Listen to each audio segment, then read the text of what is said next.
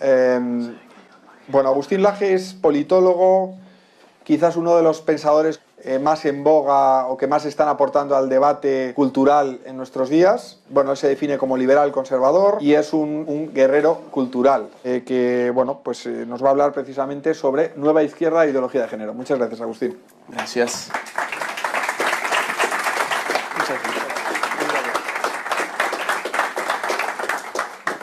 Nosotros con Nicolás hemos publicado un libro hace 2 años y medio que se llama El Libro Negro de la Nueva Izquierda, y donde el subtítulo dice Ideología de género o subversión cultural. Este libro, sin embargo, pasó, digamos, al conocimiento público como un libro que critica más que nada la ideología de género, y mucha gente nos ha dicho, ¿por qué le han puesto el Libro Negro de la Nueva Izquierda y no el Libro Negro de la Ideología de género? Pues porque pensamos que, por lo menos políticamente hablando, los orígenes de la ideología de género están en algo que se llama nueva izquierda. Para entender qué es la nueva izquierda, uno tiene que entender qué es la vieja izquierda y qué modificaciones se han ido suscitando para transformarla en algo nuevo. La vieja izquierda estaba basada fundamentalmente en las teorías del marxismo clásico, las teorías de Carlos Marx y de Federico Engels, fundamentalmente en 2 ideas. Primero que nada, su teoría social. Su teoría social nos presentaba a la sociedad como una casa de 2 pisos. Ellos decían, la sociedad funciona como si fuera una casa de 2 pisos, donde el primer piso contiene todo lo material, todo lo real, todo lo económico, y eso le llamaron base o estructura, y sobre esa base o estructura se levanta un segundo piso llamado superestructura, que contiene todo lo demás. Cultura, religión, arte, filosofía, moral, derecho, todo lo intangible. Como el marxismo es una filosofía materialista, lo disponía de esta forma. Una base material sostiene una base ideológica. Ahora bien, si nosotros somos marxistas y estamos, digamos, en la década del 30, creemos en las teorías de Carlos Marx, queremos hacer una revolución en España, la gran pregunta es, ¿dónde tenemos que atacar? ¿Atacamos en el segundo piso, ponemos una bomba en el segundo piso o en el primer piso de la casa? ¿Qué piensan ustedes? En el primer piso. Por 2 razones. Porque si la ponemos aquí abajo, todo el edificio social se cae. Si lo ponemos en el segundo, estamos atentando además contra cosas que ni siquiera existen realmente, sino que son un reflejo de las condiciones económicas de vida que están en la estructura de esa sociedad, es decir, en el sistema económico. Esto se cristaliza en la idea de lucha de clases.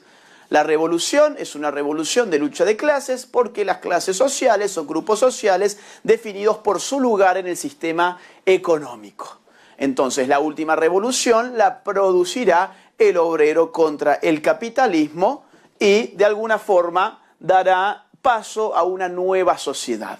¿Dónde se va a producir esa revolución? Marx dice, allí donde el capitalismo más avanza, porque conforme las lógicas internas del sistema de acumulación, las clases obreras van a vivir cada vez peor, cada vez más míseras, allí donde el capitalismo más avance. Por eso Marx se va a morir a Inglaterra y no se va a morir, por ejemplo, a Rusia esperando la revolución en Rusia, o a Cuba o a China, etc. Él se va a donde el capitalismo más está avanzando para tratar de ver si los años de vida que le quedan son suficientes para ver esa revolución que finalmente nunca llega.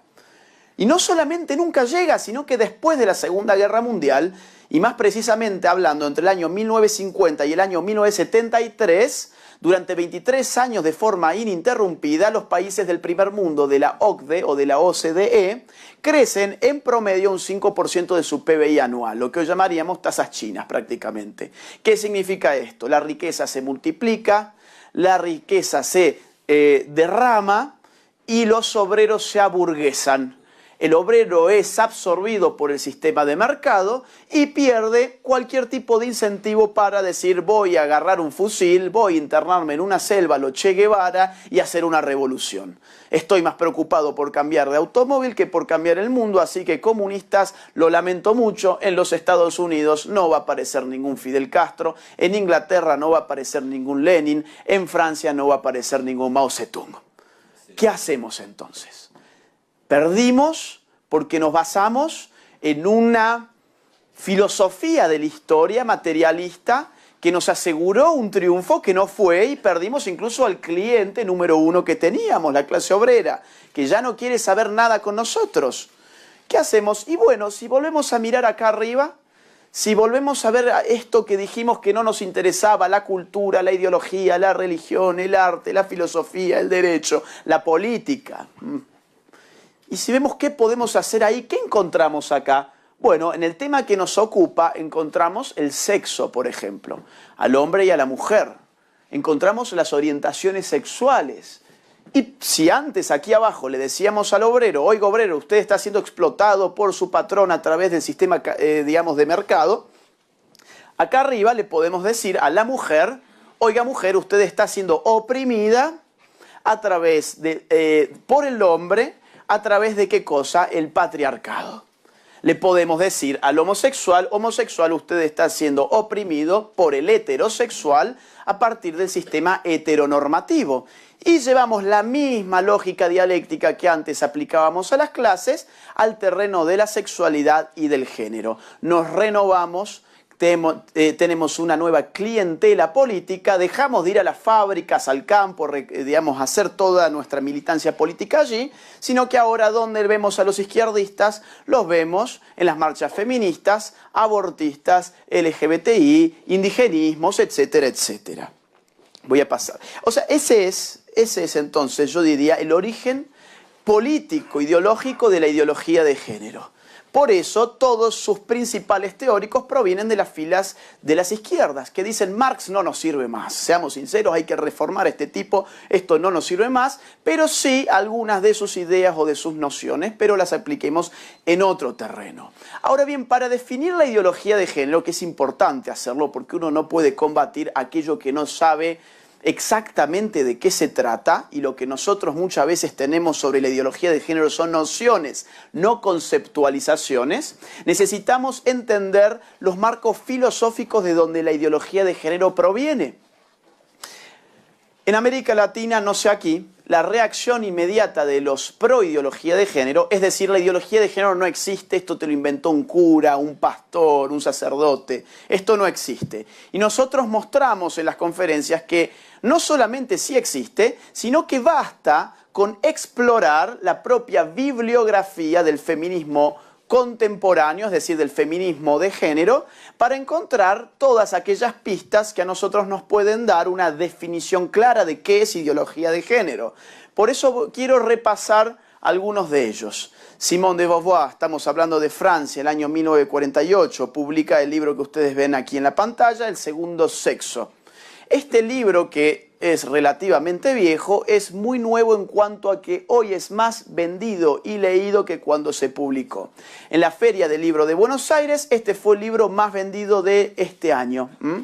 Es decir, ni Dan Brown, ni Harry Potter, ni García Márquez, ni Vargas Llosa. No, El segundo sexo es un libro de unas 900 páginas, libro que mezcla psicoanálisis, marxismo, existencialismo, es decir, no es un libro para masas y ahora se ha masificado porque es cool tenerlo en tu casa, por más que no puedas pasar de la página número 7.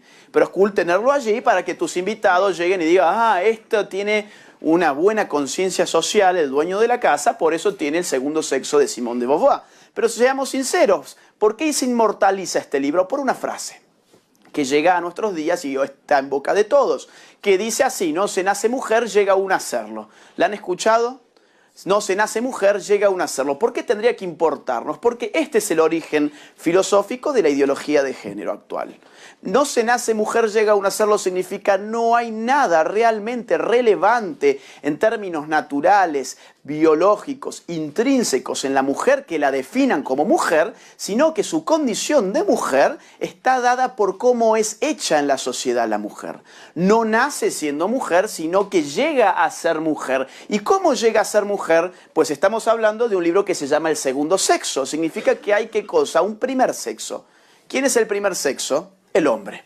El hombre es el artífice de un sistema sociocultural llamado como el patriarcado, que configura a eso que llamamos mujer como una mujer, porque llega a ser mujer para mantenerla subordinada a los deseos del macho.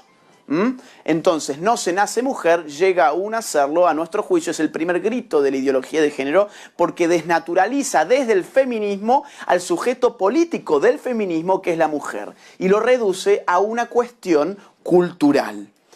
Vamos 20 años más adelante con Kate Millett, otra de las grandes feministas radicales, la década del 70, ella publica en Nueva York Política Sexual. Y su libro, también hoy enseñado en todas las universidades donde se ven las materias de género, tiene una frase que también lo inmortaliza y hoy es slogan de los grupos feministas contemporáneos. Ella dice: lo personal es político, en un libro que se llama Política Sexual. ¿Qué significa? Bueno, que la sexualidad es algo político, porque es algo personal. Y significa aún más. Significa que si nosotros vivimos en una sociedad moderna, que está regida políticamente por algo que llamamos el Estado moderno, que es una organización que monopoliza el uso de la fuerza, que la ocupan ¿quiénes? Los políticos. Decirle a la sociedad que lo personal es político es decirle también a ese Estado: oiga, usted que se ocupa de la política, aquello que es personal es político, entonces yo le abro la puerta y ocúpese de mis cuestiones personales. La relación que yo tengo con mi novia, la relación de un esposo con su esposa, la relación de un padre con su hijo, como son relaciones personales, bajo la teoría feminista, devienen en relaciones políticas. Y si son relaciones políticas, están abiertas a la intervención, modificación, diseño y rediseño de quienes, de aquellos que se ocupan de la política, del poder político. Entonces, esta es de alguna forma la semilla del totalitarismo moderno que en América Latina ha dado lugar a este gran fenómeno interesantísimo que se llama "con mis hijos no te metas", que le dicen al Estado: no te metas con mis hijos, lo personal no es político, la relación que yo tengo con mi hijo no es un asunto tuyo, los valores que yo quiero para mi hijo no es un asunto tuyo, burócrata de cuarta, que no tenés idea, y que mi hijo para vos es un número de DNI, o como le dicen acá, de ID o de cédula. No es más que eso, y vos te querés meter con mi hijo. Ese es el mensaje. ¿Por qué? Porque lo personal se ha vuelto político y hoy tenemos al Estado en nuestras casas, en nuestras cabezas y en nuestras sábanas. Vamos a avanzar. Yo, antes que nada, siempre trazo un marco teórico para que después podamos analizar la realidad entendiéndola de manera más rica. Monique Wittig en Francia publica una serie de ensayos, entre ellos El pensamiento heterosexual, en la década del 80. Hay dos tesis que les voy a comentar muy rápidamente que me interesan de ella. Número uno, ella se inventa aquello de que vivimos en un sistema heteronormativo, o como ella le llama, un régimen de heterosexualidad obligatoria. Esto es interesante porque en Argentina ya se le enseña a los chicos que viven, digamos, desde los colegios, se les enseña que si ellos son heterosexuales es porque viven en un régimen de heterosexualidad obligatoria, no son heterosexuales, hay un sistema que los obligó a hacerlo. Eso es lo que se les dice, ya les voy a enseñar algo de esto, pero lo interesante es que ella era homosexual y vivió en Francia sin que nadie la moleste, y sabemos muy bien que no hay obligación en la medida en que su alternativa no esté prohibida. La homosexualidad está prohibida, afortunadamente no está prohibida. Entonces, ¿hay un régimen de heterosexualidad obligatoria? No, es una farsa ideológica, pero que le cierra muy bien a todos ellos. Luego, Monique Wittig, otra de sus grandes tesis que me interesa aquí, es "la mujer no existe". Ella dice, si Simone de Beauvoir dijo no se nace mujer, llega a nacerlo, la verdad es que la mujer no existe. ¿Y cómo lo prueba esto? Bueno, porque existe la lesbiana, y la lesbiana dice no es una mujer, es otro tipo de ser humano que viene a comprobarnos que habíamos sido adoctrinados en binarismo sexual. Nos dijeron que había hombres y mujeres, tenemos a las lesbianas, sabemos ahora que entonces la mujer no tiene ninguna esencia definitoria. La mujer, en conclusión, no existe. El problema con estas ideas, que obviamente son ridículas, es cuando nadie se toma el trabajo de refutarlas de desarmarlas en el momento en que tienen que ser hecho esto. Porque poco a poco pueden adquirir autoridad de lo verdadero. Y ustedes pueden pensar que cuán verdadero es para la gente esto. Todos aquí en España sabemos que las mujeres existen y que los hombres existen. Yo les diría, puede que los ciudadanos sí, pero los estados-nación y sobre todo las organizaciones internacionales ya han dado por cierta esta tesis. Déjenme mostrarle algunos ejemplos prácticos al respecto. Irene Rotella es un travesti del Paraguay que representa a las mujeres paraguayas en ONU Mujeres. Esto solamente es posible si ONU ha aceptado que la mujer no existe, porque cuando cualquiera puede ser algo, significa que ese algo es nada. Solamente no existiendo la mujer, yo puedo decir que soy una mujer. Si la mujer tiene una esencia específica, una naturaleza propia, y yo tengo otra naturaleza, yo no puedo ser una mujer. Ahora, si la mujer es nada, yo puedo decir que soy una mujer. Esto es de Argentina. Esto es de este año. Resulta que en Argentina los hombres se jubilan a los 65 años y las mujeres a los 60. Y un señor llamado Sergio cumplió 60 años y dijo, no quiero ir a trabajar más. ¿Y qué hago? Bueno, digo que soy una mujer. Si total el Estado considera que la mujer no existe y entonces yo también puedo ser una mujer. O sea, fue un hacker, ¿no? O sea, fue un hacker el tipo. Espectacular. Y encima fue tan hacker y tan maldito que ni siquiera se puso Marta, se puso Sergia. O sea, cambió la O por la A, listo. Entonces cuando Clarín, que es el diario más importante de Argentina, le consulta al Estado qué piensan del caso, porque era obvio que era una estafa, fíjense cómo les responden, no estamos acá para juzgar. ¿Qué significa? Significa no estamos acá para discernir. ¿Discernir qué cosa? Si Sergio es Sergio, si Sergio es Sergia, si Sergia es Sergia, si Sergia es Sergio o quién demonios es Sergio.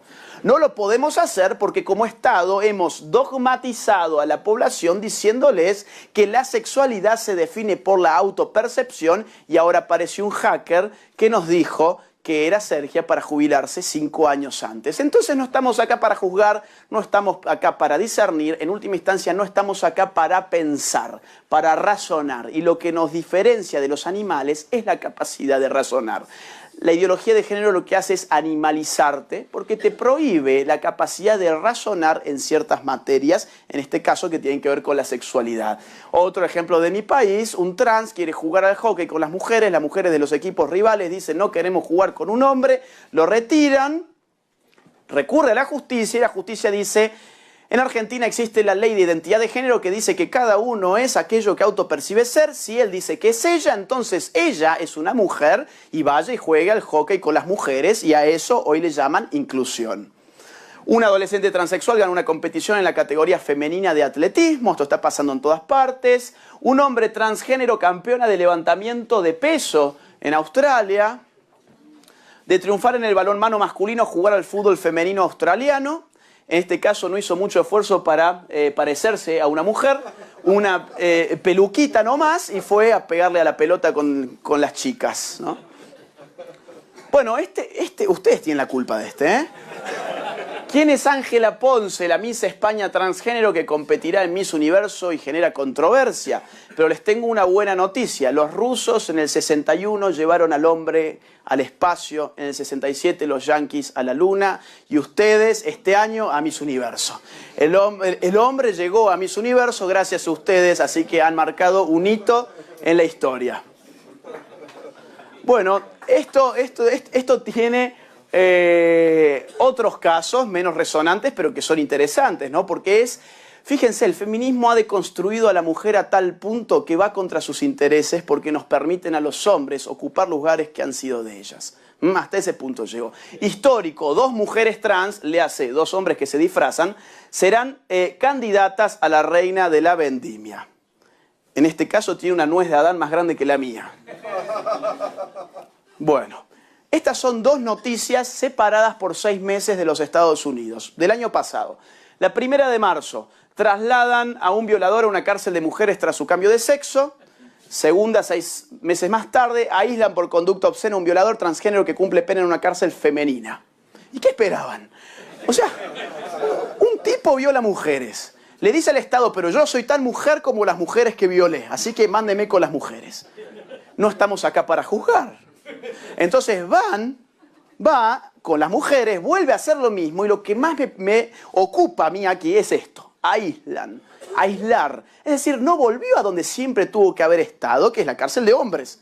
Ahora está aislado porque la ideología de género te lleva a vivir en una sociedad esquizofrénica, donde nadie sabe quién es el otro y muchas veces no saben quién es uno mismo. Entonces el Estado está totalmente perdido, no sabe por dónde pasa la variable real, si por la autopercepción o por lo que a todas luces es lo real. Violadores convictos se declaran mujeres para ir a cárceles femeninas y lo consiguen, el caso inglés. Esto es de Argentina, julio de este año, nació mujer, cambió su identidad de hombre y lo metieron a la cárcel de varones, ahora está en crisis. Bien, bueno. Rápido, un poquitito más de teoría. Judith Butler. En los 90 escribe El género en disputa, el libro más importante de los ideólogos del género hasta el día de hoy, el tercero más vendido de la Feria del Libro de Buenos Aires de este año, más difícil que El segundo sexo para leer. O sea, yo no creo que los que lo compren se hayan entretenido mucho. Judith Butler tiene una tesis que se puede sintetizar como ella misma lo hace en esta frase. Ella dice: el sexo siempre fue género, con el resultado de que la distinción entre sexo y género no existe como tal. Parece un trabalenguas. ¿Qué significa? Que hasta ese momento nos habían dicho la sexualidad humana se descompone en dos grandes dimensiones, la del sexo y la del género, siendo la del sexo aquello que corresponde a lo natural, a lo biológico, y la del género aquello que tiene que ver con lo cultural o lo socialmente adquirido. Por ejemplo, que las mujeres tienden a usar tacones y los hombres otro tipo de calzados como los zapatos, por ejemplo. Ahora ella dice, no, el sexo siempre fue género, lo cual significa a la hora de hablar de sexualidad tenemos que hablar de género, no de sexo. Tenemos que hablar de cultura, no de naturaleza ni de biología. Es más, tenemos que ocultar todo ello. Esto es el último grito de la ideología de género, cuando la ideología de género pasa a proponer como variable monopólica explicativa de lo sexual aquello que tiene que ver con lo cultural. Hemos sido todos culturalmente creados en términos sexuales, por lo tanto estamos todos oprimidos y ellos tienen un remedio a todo esto, una liberación, que ¿cuál es? La autopercepción o la disidencia sexual, que significa vivir la sexualidad en clave no heterosexual, y eso se transforma no en una orientación sexual, sino en una militancia político-cultural.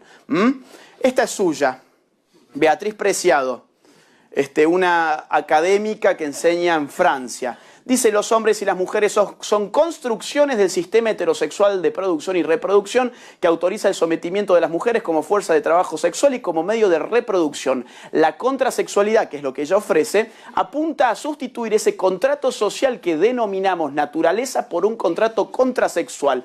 En este nuevo contrato los cuerpos no se reconocen como hombres o como mujeres, sino como cuerpos hablantes. Esto significa, si ustedes pensaron que eran hombres o mujeres, están en el error. Eso es parte de un contrato social que no tenemos idea cuándo se firmó, quién lo firmó, y bueno, vaya a saber uno a dónde nos puede llevar. Entonces lo que ella quiere es que no haya más hombres ni mujeres en nuestro mundo. Y ella enseña en la Universidad de París 8, es decir, no es una bloguera cualquiera. Entonces, bueno, tengo que pasar por temas de tiempo, otras pensadoras que están en el libro, si a alguien le interesa. Pero yo creo que tenemos ya algún material para definir qué es la ideología de género. No se nace mujer, llega a nacerlo, lo personal es político, la mujer no existe, el sexo siempre fue género, el contrato social de la sexualidad heterosexual, bla, bla, bla. ¿Qué significa todo esto? Lo que hemos visto es cómo progresivamente se ha desnaturalizado la sexualidad humana para explicarla exclusivamente por la cultura. La ideología de género es un conjunto de ideas anticientíficas que con propósitos políticos autoritarios desarraigan a la sexualidad humana de su naturaleza y la explican exclusivamente a partir de la cultura. Eso es la ideología de género. ¿Por qué digo anticientífica? Muy bien, porque para postular tal cosa tenemos que esconder la biología, la psicobiología, la anatomía, la fisiología, la neurología, las neurociencias, las medicinas en general. ¿Por qué? Porque van a dar cuenta del fondo natural, duro, inmutable, genético incluso, de la sexualidad humana. Y lo que queremos postular es que esto es arbitrario, es cultural. Además, ¿cómo es que no se nace mujer, llega a nacerlo? No, somos hombres o mujeres antes de nacer y lo seguiremos siendo después de la muerte. ¿A qué me refiero con esto? ¿Algo bíblico, teológico? No, me refiero a algo muy simple. La ciencia médica ya ha encontrado que empezamos a sexualizarnos de forma intrauterina. somos hombres o mujeres antes de nacer, al punto que con un ecógrafo podemos saber si nuestro niño, ¿qué va a ser? Niño o niña, y nadie te va a avisar que va a salir un LGBT, por ejemplo. Estás esperando a un niño trans. No, eso no se va a mostrar. Eso en todo caso después tendrá que ver con la orientación sexual, que es otro asunto. ¿Y cómo después de la muerte uno sigue siendo hombre o mujer? No me refiero al alma, me refiero al cuerpo. Pensemos en 200 años, yo voy a estar en un ataúd, voy a hacer un resto de huesos. A mi lado lo entierran a Sergia y viene un científico del futuro y dice, quiero saber de quién eran estos cuerpos, hago mis pruebas genéticas. ¿Qué le va a dar? ¿Que yo era un hombre, pero Sergio después fue Sergia y entonces era un transgénero? No, le va a dar lo mismo. O XX o XY. El resto será cuento, cada uno tiene la libertad de autopercibirse como quiera. Si aquí mi amigo Carlos Maslatón nos dice que él es Superman, muy bien, que se tire desde el piso número 20 a ver si sale volando, pero que no haga que yo le financie la capa y que no haga que los colegios digan que uno puede ser Superman y tirarse desde un piso número 20. Ese es el problema con la ideología de género, que no puede existir sin estatismo. Y a ese punto quiero abordar rápidamente ahora. ¿Cuánto tiempo puedo tener, más o menos? Bueno, sigo y por ahí me avisan. Quiero contarles algunos ejemplos bien rápidos de cómo la ideología de género se sostiene con el Estado. Sin el Estado sería una idea de un club de tontos que se autoengañan, punto final. El tema es que usa del Estado. Esto es de Gran Bretaña, tiene más o menos 2 años. Ahora, para la Asociación Médicos de Médicos de este lugar del mundo, queda prohibido que los médicos digan papá, mamá, hombre y mujer, porque no incluye a todos. Bien, excelente. Entonces, aquí los médicos ya no pueden decir mamá, papá, hombre y mujer, porque esto ahora nos damos cuenta que no estaba incluyendo a todos. En Argentina, Todes, el primer programa de TV con lenguaje inclusivo, financiado con nuestros impuestos. Claro, somos tan tontos los ciudadanos que no nos dábamos cuenta que hablábamos mal. Cuando decíamos todos, no nos referíamos a todos, nos referíamos al macho. Entonces, ahora gracias a que los políticos son tan genios y nos sacan nuestra plata, podemos reeducarnos a través de la televisión, como de este programucho, que nos va a enseñar a decir, por ejemplo, todes, cambiando la O por la E para poder incluir. Ahora, fíjense cómo lo presentan los medios. Esto lo hace la Universidad Nacional de La Plata y brinda cosas de género. Ya se emitieron 2 capítulos, recibió muy buenas críticas, pero también algunos insultos. Veamos la verdad. Capítulo número 1, 165.000 pulgares para abajo, 4.000 para arriba. Programa número 2, pues dice, los 2 capítulos recibieron muy buenas críticas. 66.000 pulgares para abajo, 1.000 pulgares para arriba. Fíjense cómo los medios te maquillan la realidad porque quieren que vos te piensas que esta basura es espectacular y estamos todos muy contentos de que nos reeduquen en cómo tenemos que hablar a partir de ahora. Canadá. Se aprobó una ley que castiga severamente a quienes usen pronombres de género equivocados. ¿Qué significa esto? Si estamos en Canadá, yo les digo, yo no soy Agustín, sino Agustina, pero alguno de ustedes me trata de él en vez de ella, ustedes están usando un pronombre de género equivocado respecto de mi nueva identidad de género, que es la que realmente vale. Yo puedo ir al Estado, judicializarlos, y ustedes pueden terminar hasta 6 meses presos por decir la verdad. Libertad de expresión. Florencia de la B es un travesti de la Argentina bastante mediático que se ganó el año pasado, o este año, un premio como a la actriz del año. Y un locutor dijo que no estaba de acuerdo porque ese premio era para las mujeres. Ahora, ese locutor tiene que ir a juicio. Tiene que ir a juicio en Córdoba, mi ciudad. Pareja cristiana pagará multa de $150.000 por no hacer pastel para boda gay. Esto fue en Oregón. Una pareja homosexual se casa, va a una panadería de gente religiosa. Dice, nosotros queremos que ustedes hagan nuestro pastel. los religiosos le dicen, no, miren, por razones de fe no queremos ser parte de la boda. No, si nosotros somos homosexuales, ustedes tienen que ser parte de nuestra boda, o si no se la van a ver con nuestro padre, el Estado. Y se la vieron con el Estado, litigaron durante, no sé, 5 o 6 años, porque les quisieron poner una multa de $150.000. ¿Qué es lo que perdieron? La libertad económica, que incluye el derecho a decidir con quién comerciar o con quién no hacerlo. Tan simple como eso. Y la libertad de culto. Esto es interesante. Es cómo empiezan a crear conflictos donde los conflictos no existen. Porque viven del conflicto, viven del divide y reinarás. Ahora en Alemania se considera que el Estado produzca la pornografía feminista para combatir los estereotipos sexistas. No sé qué es la pornografía feminista, tampoco quiero saberlo. Mucho menos después de verlas en senos por las calles, mucho menos interés tengo en ver lo que es la pornografía feminista, pero ahora resulta que es una cuestión de orden público. Y entonces el Estado, con el dinero de ¿quién? ¿De los políticos? ¿De Merkel? No, con el dinero de la gente tiene que producir pornografía feminista. En Suecia, el partido de izquierda propuso una ley para obligar a los hombres a orinar de sentados. ¿Se acuerdan lo personal es político? Eso es. Yo te digo cómo tenés que hablar, porque hablar es algo personal, pero por eso es algo político. Yo te digo incluso cómo tenés que ir al baño. Ahora, esto es una ridiculez, ¿no? Porque pensemos por un segundo, supongamos que todos votan a favor en Suecia, esto pasa la ley, ¿y cómo le implementa el Estado? A mí se me ocurren 2 opciones. O pones un policía al lado de cada retrete a que mire cómo el sueco está haciendo pis, o pones una suerte de Big Brother, un reality show genial, porque nos cubriría a todos con microcámaras en cada baño a ver cómo la gente orina. ¿Por qué ironizo de esta forma?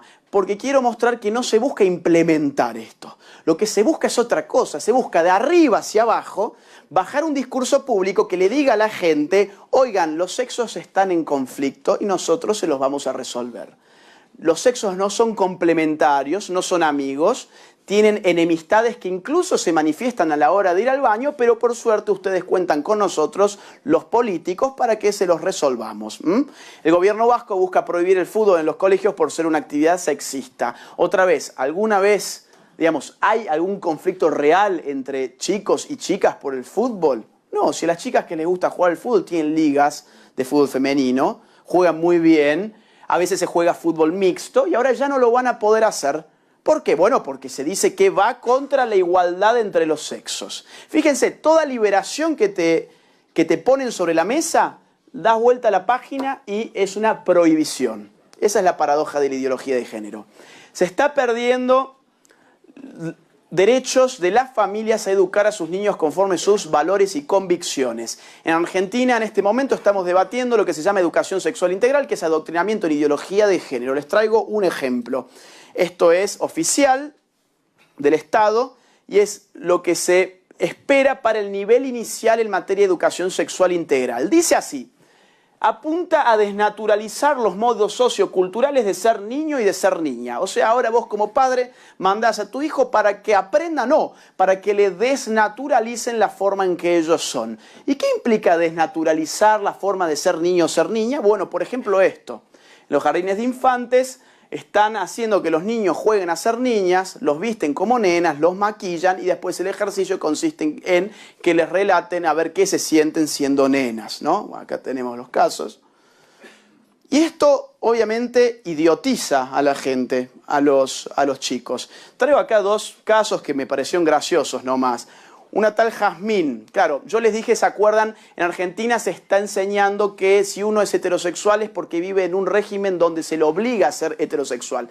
Entonces una tal Jazmín en Twitter dice, odio que me digan que es una contradicción que diga que odio a los varones y que sea heterosexual. Claro, ella odia a los hombres, pero además les gustan los hombres. Amiga, ¿sabés lo que es la heterosexualidad impuesta? ¿Eso lo pensó ella o se lo dijo alguien? Lucho todos los días para que me dejen de gustar los varones horribles y encima vos me venís a recalcar que no puedo odiarlos. Y acá otra, Kalinda Marin, dice, el pene es una fuente inagotable de abuso hacia las mujeres, así como hacia otros grupos y personas marginadas por motivos de género, es el origen performativo de la violación y es el motor conceptual que está detrás de gran parte del cambio climático. Por eso yo digo, la educación sexual integral es un mecanismo de idiotización porque al poder lo que le conviene es tener gente idiota. Bueno, escuelas de Chicago enseñan sexo anal a los alumnos de 5º grado, un padre estadounidense acaba en la cárcel por pedir que no se adoctrine a su hijo en la homosexualidad. Canadá quitará la custodia de los padres que se opongan a la agenda LGTBI. Quiero pasar rápido a las perversiones, que es algo que se está abriendo y es lo que se viene. 3 noticias rápidas. Holanda legaliza un partido que defiende la pederastia, relaciones entre adultos y niños. Canadá, Corte Suprema, legaliza parcialmente el sexo con animales, zoofilia. Las juventudes del Partido Liberal Sueco defienden legalizar la necrofilia, es decir, relaciones con muertos.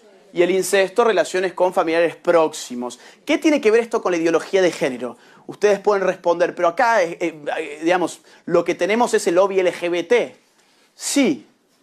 Lobby LGBT, que después fue lobby LGBTI, que después fue LGBTIQ, que después fue lobby LGTTIQ, y ahora le pusieron lobby LGTTQI+,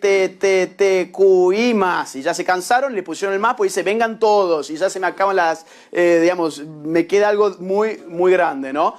Y claro, a ver, dijimos que la ideología de género era una ideología que desarraiga a la sexualidad humana de su naturaleza y la explica simplemente por la cultura. Entonces la pregunta es, ¿qué es la cultura? La cultura viene de agricultura, de cultivo, es lo que el hombre hace. Por ejemplo, ¿qué es un bien meramente cultural? Un semáforo. ¿Por qué? Porque el semáforo no se cayó de un árbol, no salió de la tierra, de la panza de nadie, ni de un huevo. Un semáforo lo hicimos nosotros. ¿Y cómo funcionan los semáforos? Rojo, amarillo, verde. Yo les pregunto a ustedes, ¿podría haber sido azul, fucsia y marrón? Sí. ¿Por qué? Porque es una convención cultural. Si decimos que el sexo siempre fue género y que lo único importante de la sexualidad es el género, estamos diciendo que la sexualidad funciona como el semáforo, es pura convención. Convenimos en que estaba mal, en que los hombres adultos mantuvieran relaciones sexuales con niños, pero toda convención es arbitraria. Y entonces es injusto prohibirle a esta pobre gente que lo tenga de la misma forma que al que quiere estar con su perrito. Entonces fíjense cómo este discurso en bandeja se le da a los pervertidos para que puedan llevar adelante todos estos lobbies. Y si yo hoy aquí en España les puedo decir, saben que yo soy Agustina, no Agustín, y ustedes quedan obligados por el Estado a ser partícipes y financistas de mis fantasías personales, ¿qué me quita mañana no añadir que además de ser Agustín, además de ser Agustina, yo tengo 6 años? Si es lo mismo, si cada uno es aquello que dice ser.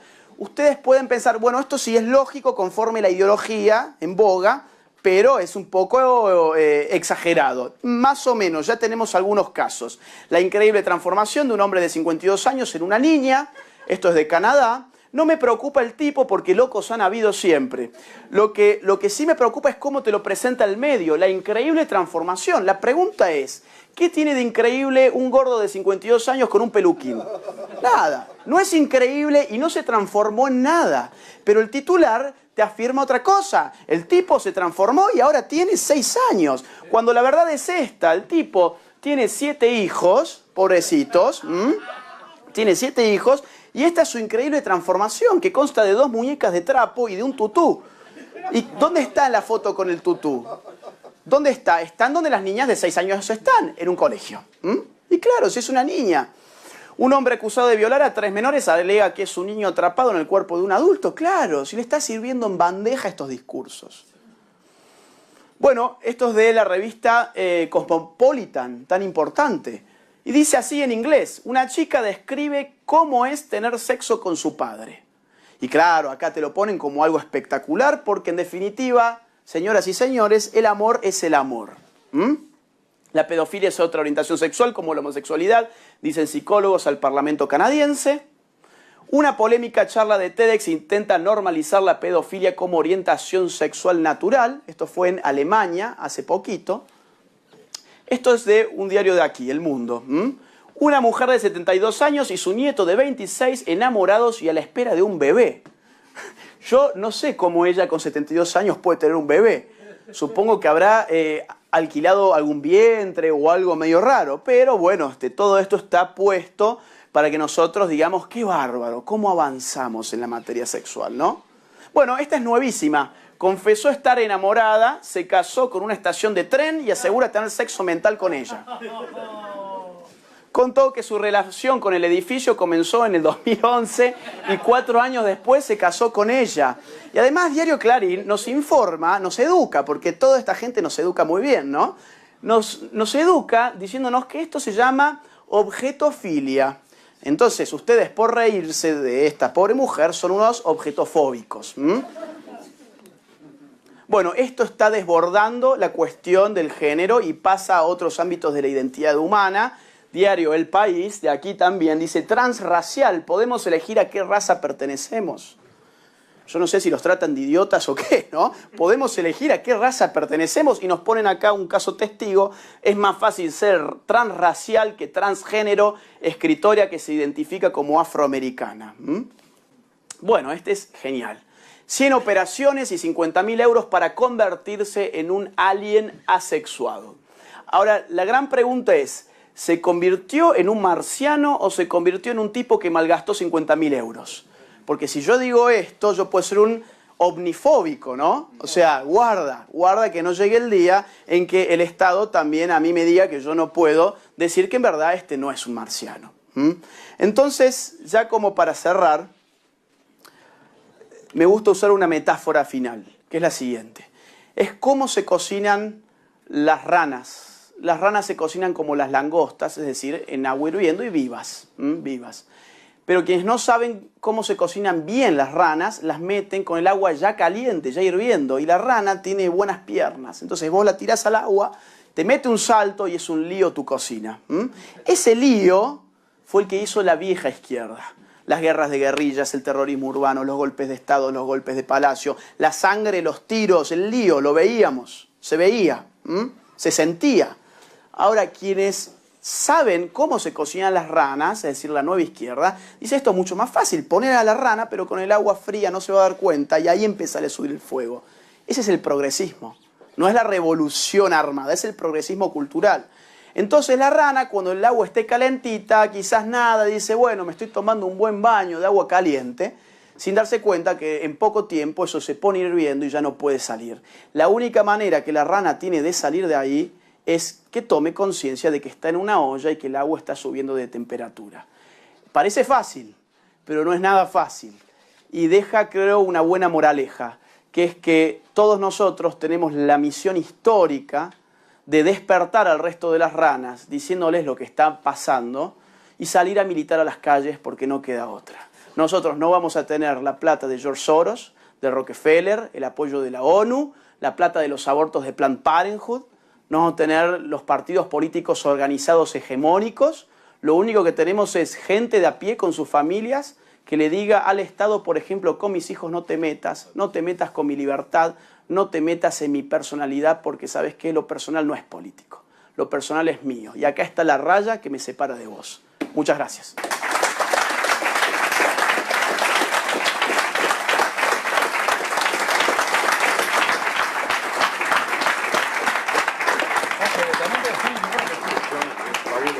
Gracias, Pablo.